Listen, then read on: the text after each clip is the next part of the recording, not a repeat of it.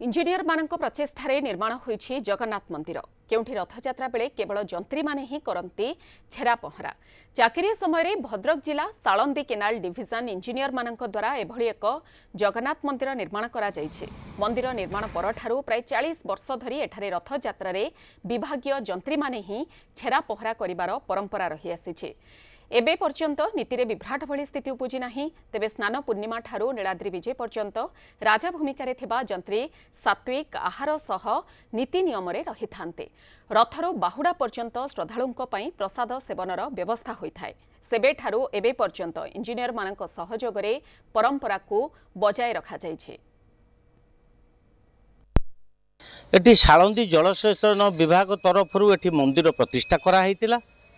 मंदिर मुख्य जे थिले जणे एक्जिक्यूटिव इंजीनियर एठी जे थिले से तांकर एटा को प्रथमे आरंभ करथिले एवं एटी प्रत्येक वर्ष जे रथरे छेरा पहरा करंती से भी होचंदी जणे होचंदी सालंदी जलसेचन विभाग तरफरु जणे इंजीनियर ही एथिरे छेरा पहरा करंती। 1985 मसीहा ठारू बाईपास जगन्नाथ मंदिर रथयात्रा सालंदी केनाल डिविजन आनुकूल्य रे परिचालना करा जाउची।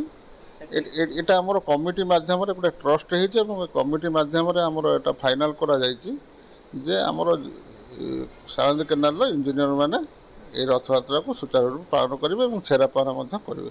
रथयात्रा छेरा पहरा होछि हमर जलसेचन विभाग रो जंत्री माने तांको तरफरु जणे जंत्री हेबे माने आमे समस्ते 12-11 जन कमिटी रो अछु से माने निश्चय करिवे माने रहिबे माने तांकर माने सबु स्वच्छता भितर रहिबे।